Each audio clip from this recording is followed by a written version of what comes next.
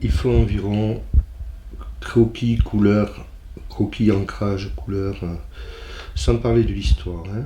Au niveau réalisation, il faut en gros une vingtaine d'heures par page. Voilà, 20, suivant la difficulté, c'est une moyenne. Ça peut aller de 15, tout compris, hein, de 15 à 25 à peu près. Et puis, il y a le scénario, mais le scénario c'est tout le temps. L'histoire c'est en voiture, c'est dans la tête quoi. C'est dans la tête, donc après c'est de la mise par écrit, mais ça compte quoi quand même. Ce qui fait que le total exact, je vis un peu avec. Je vis avec. Je vis avec, c'est sûr. Mais c'est aussi un plaisir quand je me lève.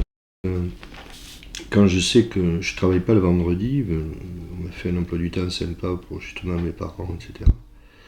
Je sais que je vais retrouver tout le vendredi les personnages de l'histoire, et ça me plaît, quoi. C'est...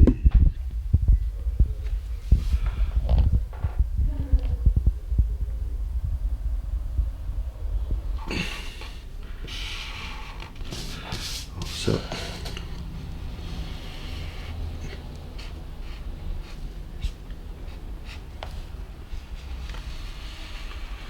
Alors la couleur, c'est passionnant, parce que c'est vraiment là que les choses prennent vie. Il faut beaucoup de patience. Et puis là, je feutre exprès des feutres secs, lorsque je veux justement ne pas avoir un aplat. J'ai des feutres très neufs qui au contraire là me permettront de faire des ciels, des choses comme ça. Voilà, donc là j'ai un feutre qui est tout sec, mais qui est très utile. Mais après, je vais y retravailler dessus, puisque je vais faire des motifs sur ce rideau. Et je vais les faire avec un autre feutre, bien sûr. Mais là, il me faut quand même retravailler un peu le...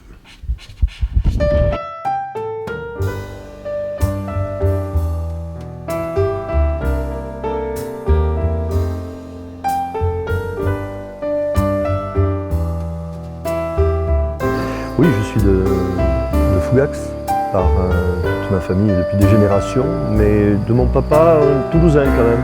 Voilà, et je revendique ma vie toulousaine, d'étudiant, de sportif, tout ça à l'époque. Les beaux-arts, voilà. Tu as vécu tout petit ici Les vacances. Mais depuis 25 ans, je suis à demeure ici, je fais le chemin, je ne supporte plus trop la ville. Et donc je viens tous les soirs, je rentre ici, je travaille à Muret. Voilà. Tu as une activité professionnelle au dessin. Voilà, absolument. Je suis prof d'art plastique au Collège Niel à Muret. Et depuis un peu plus de 30 ans, 35 même, donc ça se rapproche de la retraite. Fougax, c'est toujours l'endroit où, même petit, j'aimais venir tout le temps. J'y suis toujours venu. Quand j'étais à la Franquie, que nous étions en vacances avec mes parents, mon père avait le club de plage à la Franquie, moi j'étais ravi de rentrer ici. La mer, au bout de 2 mois, me fatiguait beaucoup. C'était ici que j'étais bien, voilà. Puis, je sais pas, il y a une histoire ici. À la Franquie aussi d'ailleurs. On aime bien ces endroits. Un triangle très chouette, la Franquie, Fougax, Toulouse. Je me plains pas. C'est-à-dire que moi, l'histoire le dernier album que je viens de faire justement se démarre à la Franquie, on fait une partie de l'histoire à la Franquie, avec un personnage mythique né à la Franquie au 19e siècle, à la fin du 19e. Et donc tout ça, les voyages que j'ai faits, que je continue à faire, les racines ariégeoises et toulousaines font qu'il y avait des choses à raconter, il y avait des choses à dire. Et comme j'ai la chance de savoir dessiner un peu, je me suis dit, plutôt que de l'écrire uniquement, je vais le dessiner. Voilà, et donc c'est parti. Jascolange est arrivé, sur les traces d'Henri de Montfred. Voilà le personnage mythique dont je parlais tout à l'heure. Alors, ils ne connaissent pas Alors Henri de Montfred, aventurier, farfelu et un peu hors norme du siècle, du début du XXe siècle, écrivain de grand talent, méconnu, bon, à part Les Secrets de la Mer Rouge dont on a fait des adaptations cinéma et télévision, mais grand écrivain, La Perle Noire, Sur les traces du Caipan, tout ça, il a fait plus de 70 romans.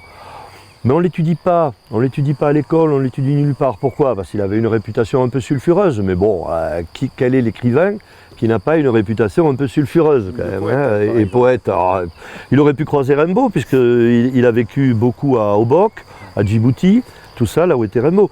Donc voilà, c'est dommage, parce qu'après, bon, bien sûr, il a côtoyé des gens qui n'étaient pas fréquentables, peut-être, pour le français de l'époque, dans les années 30, je parle, mais rien n'a été prouvé, rien du tout.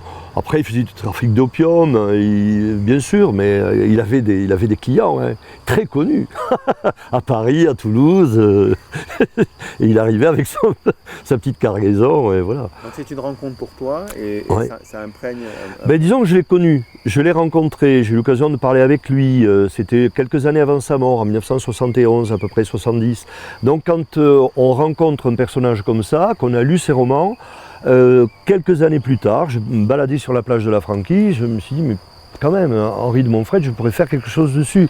Et c'est un argument, disons, Henri de Montfred. On ne le voit jamais dans l'album. Il est en filigrane, tout tourne autour de lui, mais comme dans sa vie il était insaisissable, dans l'album il est insaisissable. On ne l'a toujours pas trouvé, c'est sur les traces d'Henri de Montfred. Voilà. Et le héros, Jasco, qui est né à la Franquie aussi, là par contre c'est virtuel, hein, c'est une invention, c'est fictif, est parti vivre en Casamance et il comprend par des signes, par des choses qui se passent en Casamance, que son ami Henri de Montfred est en danger. Donc il part à sa recherche. Voilà. Et c'est pour ça que c'est sur les traces d'Henri de Montfred. Donc on va faire les mêmes routes que celles d'Henri de Montfred, sans le voir. Et par contre, à la fin du tome 2 et au tome 3, on en sait un peu plus, mais je ne peux pas dévoiler. Dévoiler le reste. Ah non. Ok. On a fait le tour. Petit tour. Un demi. Merci beaucoup.